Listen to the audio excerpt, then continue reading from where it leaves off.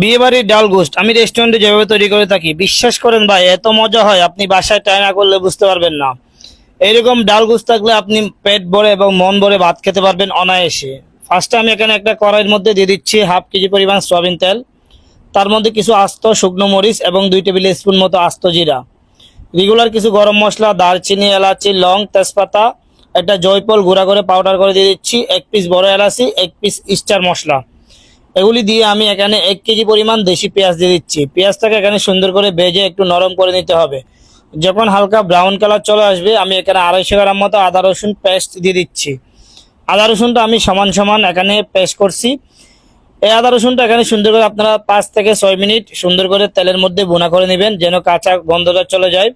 এরপর আমি এখানে দিয়ে দিচ্ছি 7 কেজি গরুর মাংস হাড্ডি সহ। গরু মাংসটা এখানে মিনিমাম আপনারা 10 মিনিট সুন্দর করে একটু ভালো মতো এই তেলের মধ্যে ফ্রাই করে নেবেন, যেন একটু হালকা মাংসের যে কাঁচা ভাব আছে সেটা চলে যায়। এরপর আমি এখানে দিয়ে দিচ্ছি 1.5 টেবিল স্পুন হলুদের গুঁড়া, 4 টেবিল স্পুন দিয়ে দিচ্ছি ধনিয়ার গুঁড়া। ধনিয়ার গুঁড়াটা আমি এখানে রাইস স্পুন দিয়ে সমান সমান 1 টেবিল স্পুন করে 4 টেবিল স্পুন দিয়ে দিচ্ছি। এরপরে জিরার গুঁড়া দিয়ে দিব 3 টেবিল স্পুন একই সমান। এখন আমি স্বাদ মতো লবণ দিয়ে দিব। আমি যে কোনো খাবারে লবণের পরিমাণটা একটু কম রাখি, পরবর্তী লাগলে আবার দেওয়া যায়। এখন গুঁড়ামরিচ যার যার স্পাইসি অনুযায়ী এটা ইউজ করবেন, যতটুকু জাল পছন্দ করেন। এখন মাংসটা নাড়াচাড়া করে এখানে মিনিমাম মাংসটা আপনি এখানে 30 থেকে 40% মাংসটা কষায়ে সুন্দর করে সিদ্ধ করে নেবেন। আপনি যখন দেখবেন মাংস থেকে পানি ছাড়া শুরু হয়ে গেছে, যখন মাংস প্রপার পানি ছেড়ে দিবে, এরপর আপনি এখানে হাফ কেজি পরিমাণ দিয়ে দিবেন টমেটো, সুন্দর করে কিমা করে চপ করে দিয়ে দিবেন। এখন আমি এখানে 1 কেজি পরিমাণ বুটের ডাল দিয়ে দিচ্ছি। ডালটা আমি আগে থেকে একটু সিদ্ধ করে নিয়েছি 40% মতো।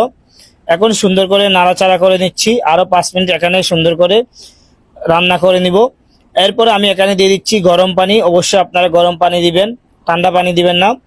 গরম পানি দিয়ে পরিমাণ মতো যতটুকু মাংস সিদ্ধ হওয়ার জন্য পানি প্রয়োজন হয় ওই পরিমাণ আমি পানি দিয়ে এখানে এখানে ঢাকনা ডেকে দিয়ে আমি সুন্দর করে মাংসটা 100% সিদ্ধ করে নিব। যখন আপনার মাংস 100% সিদ্ধ হয়ে যাবে, গ্রেভি থেকে তেল ছেড়ে দিবে, আমি এখানে কয়টা রসুনের কোয়া দিয়ে দিচ্ছি 250 গ্রাম মতো।